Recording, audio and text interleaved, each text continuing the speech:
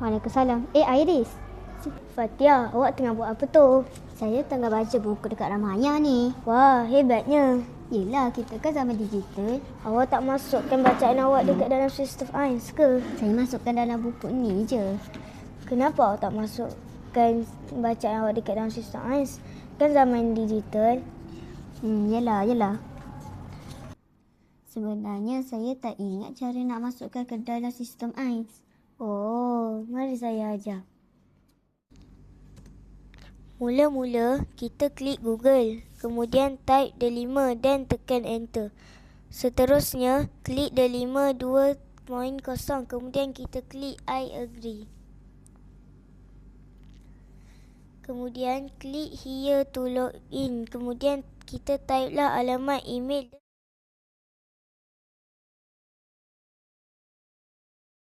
Seterusnya password kita dan tekan next.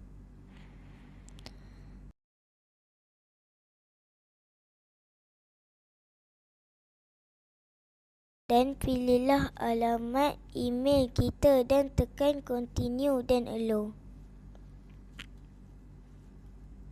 Dan kita akan dibawa masuk ke aplikasi delima.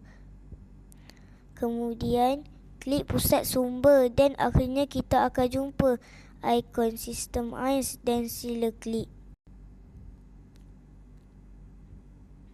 Seterusnya, pilihlah alamat email kita untuk masuk ke sistem AIS.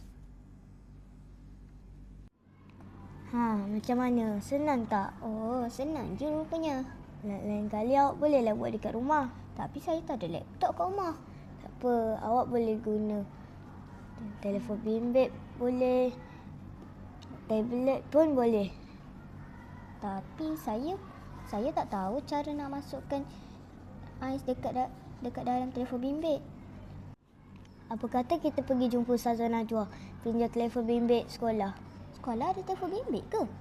Adalah, kita kan sekolah angkat madani. Wow, jom.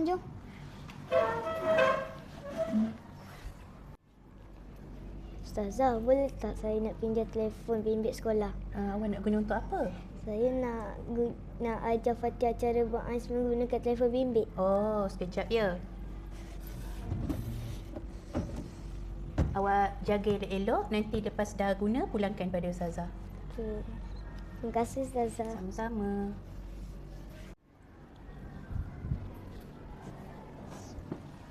Mari saya ajar cara menggunakan AIS dalam telefon bimbit. Baiklah. Mula-mula, klik Google. Kemudian type AIS. Seterusnya, klik pautan AIS. Kemudian, kita log masuk akaun delima untuk kali pertama dengan memilih Use Another Account. Kemudian, kita type alamat email delima dan password kita. Dan kita tunggu sehingga masuk ke dalam sistem AIS. Jadi, selepas ini, kita tak perlu lagi type alamat email. Cukuplah sekali sahaja. Senang tak? Macam senang je.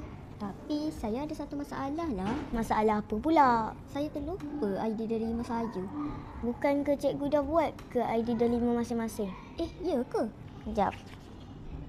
Ni dia. Ada kad ke? Saya terlupa.